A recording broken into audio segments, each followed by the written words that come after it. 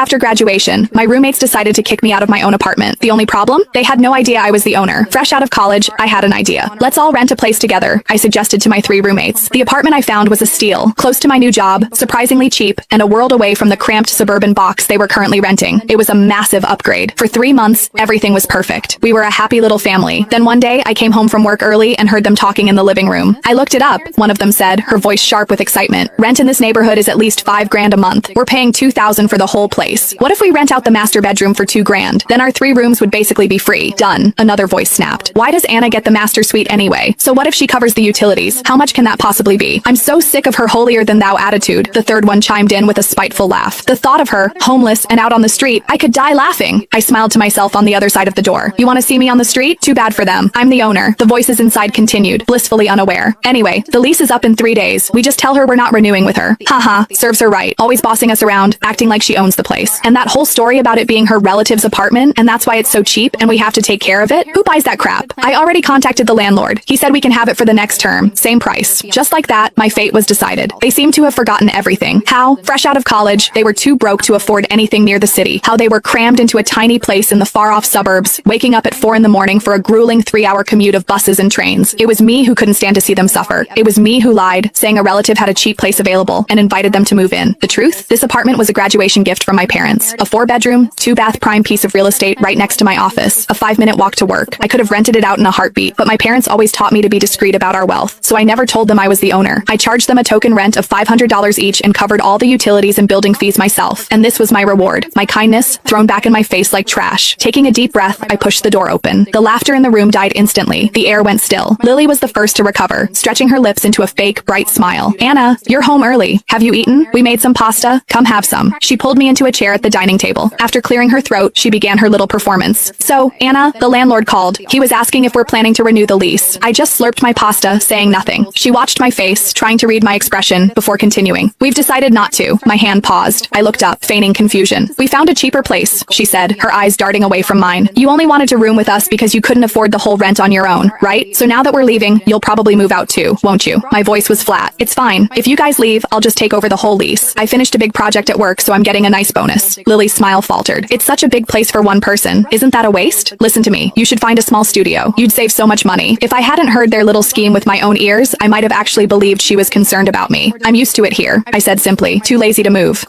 Jenna, who had been silent until now, finally exploded. She slammed her fork down on the table. I was trying to be nice, but you're just not getting the hint. So let me spell it out for you. We don't want to live with you anymore. We want you to move out on your own, so don't force us to get ugly about it. I stared at her, my expression cold. I found this apartment.